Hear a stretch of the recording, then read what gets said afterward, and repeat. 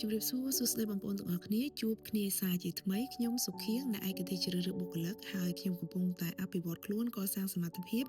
ដើម្បីក្លាយទៅជាគ្រូបង្វឹកអាជីពឬមួយក៏គេហៅថា career coach ចា៎អញ្ចឹងថ្ងៃនេះមានប្រធានបទមួយដែលចង់ចែករំលែកទៅកាន់បងប្អូនតកតងជាមួយនឹងជំនាញទាំង3ដែលបងប្អូនគួរតែមានសម្រាប់ការរស់នៅប្រចាំថ្ងៃអញ្ចឹងជំនាញហ្នឹងគឺជាជំនាញអ្វីខ្លះទៅហើយយើងទទួលបាននៅពេលណាកុំភ្លេចស្ដាប់វីដេអូនេះរហូតដល់ចប់ដកឃ្លាបន្តិចសម្រាប់បងប្អូនដែលចូលចិត្តស្ដាប់វីដេអូបែបបកស្រាយស៊ីជម្រៅកុំភ្លេចចូលទៅ YouTube Channel របស់នាងខ្ញុំដែលមានឈ្មោះថាសុខៀង Inspire and Grow ចានៅក្នុង channel របស់នាងខ្ញុំគឺផ្ដោតសំខាន់ទៅលើការបកស្រាយលម្អិត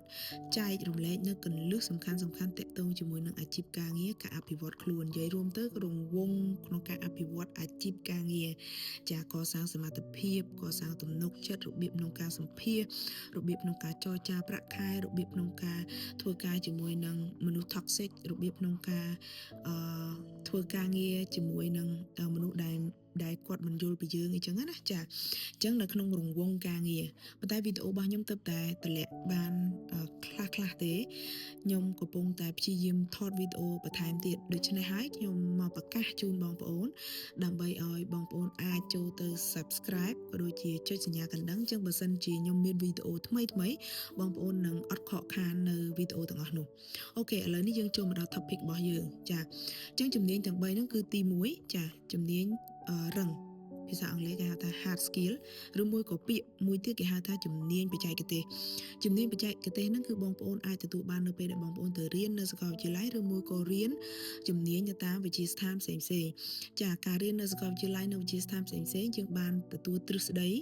ហើយនឹងការអនុវត្តខ្លះចាមិនជាពេញលេញទេប៉ុន្តែបងប្អូនកាន់តែទទួលបានជំនាញនេះនៅពេលដែលបងប្អូនចូលធ្វើការពេញលេញជំនាញទាំងអស់នោះមានដូចជាអីគេការសរសេរកូដការធ្វើ graphic design decoration អ្នកដែល decor office ផ្ទះរបៀបក្នុងការធ្វើនំចារបៀបក្នុងការជំនាញwhat else ជំនាញHR tool ចាទៅសេ run system ATS workforce planning ចាទាំងអស់ហ្នឹងហើយគេហៅថាជំនាញរឹងចាជំនាញទី2គឺជំនាញទន់ភាសាអង់គ្លេសគេហៅថា soft skill ហើយជំនាញទាំងអស់នេះមានដូចជារបៀបក្នុងការទំនាក់ទំនងរបៀបក្នុងការធ្វើការជាក្រុមរបៀបក្នុងការធ្វើការជាមួយនឹងចម្រុះជាតិសាសន៍របៀបក្នុងការបត់បែនឬមួយក៏សម្របខ្លួនជាមួយនឹងមជ្ឈដ្ឋានឬមួយក៏បរិយាកាសថ្មីរបៀបក្នុងការសម្រេចចិត្តបែបបន្ទាន់ឬមួយក៏នៅក្នុងស្ថានភាពដែលលំបាកទាំងអស់នេះគេហៅថាជំនាញទន់ហើយវាកើតឡើងនៅពេលណាទទួលបាននៅពេលណាគឺនៅពេលដែលបងប្អូនចូលទៅធ្វើការហើយបងប្អូនបើកចិត្តក្នុងការរៀនហើយយល់ពីអ្នកផ្សេងទៀតដែលគាត់ធ្វើការជាមួយយើងចាជំនាញរឹងហើយនិងជំនាញទន់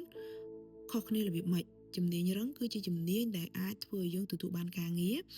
ជំនាញទន់គឺជាជំនាញដែលអាចធ្វើឲ្យយើងធ្វើការងារបានយូរអង្វែងហើយល្អប្រសើរជំនាញទាំងពីរនេះគឺខ្វះគ្នាអត់បានទេសំខាន់ដូចគ្នាឥឡូវនេះយើងចូលមកដល់ជំនាញទី3ជំនាញទី3គឺគេប្រើភាសា life skill ជំនាញជីវិតឬមួយក៏បំណិនជីវិតអត់ដឹងថាបងប្អូនធ្លាប់ឮអត់ទេ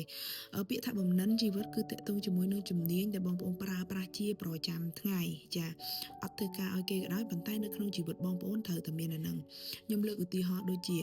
ការថែរក្សាសុខភាពផ្លូវចិត្តផ្លូវកាយចាធ្វើម៉េចឲ្យខ្លួនឯងមានសុខភាពល្អគេងញ៉ាំទឹកញ៉ាំអាហារដែលផ្ដល់សុខភាពឲ្យយើងបានល្អការរស់នៅបែបផាសុខភាពចេះសម្អាតចេះរៀបចំនៅដោយមានគេហៅថាសណ្ដាប់ធ្នាប់របៀបឬមួយក៏ជំនាញក្នុងការគ្រប់គ្រងពេលវេលាចា time management ការគ្រប់គ្រងលុយកាក់ការចាយវាយប្រចាំថ្ងៃហ្នឹងចារបៀបក្នុងការគ្រប់គ្រងអារម្មណ៍ពេលខឹងត្រូវធ្វើម៉េចពេល sad កើតទុក្ខត្រូវធ្វើម៉េចសប្បាយពេកចង់ចាយលុយត្រូវធ្វើម៉េចចារង្វង់ទាំងអស់ហ្នឹងជំនាញទាំងអស់ហ្នឹងគឺបងប្អូនត្រូវតែមានដើម្បីធ្វើឲ្យជីវិតរបស់យើងបានល្អប្រសើរហើយរស់នៅចុះសម្រុងនៅក្នុងសង្គមហើយយើងអត់សូវស្ដាយក្រោយជំនាញទី3គឺជំនាញបំណិនជីវិតដែលខ្ញុំបាននិយាយហ្នឹងគឺសំខាន់ដោយសារអីបើទោះបីជាបងប្អូនមាន soft skill ជំនាញទន់ឬមួយក៏ជំនាញរឹងក៏ដោយបងប្អូនធ្វើការបានប្រាក់ខែខ្ពស់ចាបងប្អូនចេះទំនាក់ទំនងជាមួយនឹងក្រុមការងារប៉ុន្តែបើសិនជាបងប្អូនអត់ចេះរៀបចំផែនការជីវិតខ្លួនឯងឲ្យល្អប្រសើរអញ្ចឹងទោះបីជាបងប្អូនធ្វើការប្រហែលឆ្នាំចាធ្វើការជាមួយក្រុមការងារច្រើនឬមួយក៏មកពីណាក៏ដោយខ្សែជីវិតបងប្អូននឹងអត់បានរីកចម្រើនឡើងទៅមុខទេដូច្នេះហើយជំនាញរឹងជំនាញទន់ជំនាញជីវិតគឺដើរទន្ទឹមគ្នាហើយបងប្អូនត្រូវតែអភិវឌ្ឍជំនាញទាំងអស់នេះឲ្យបានកាន់តែខ្លាំងពីមួយថ្ងៃ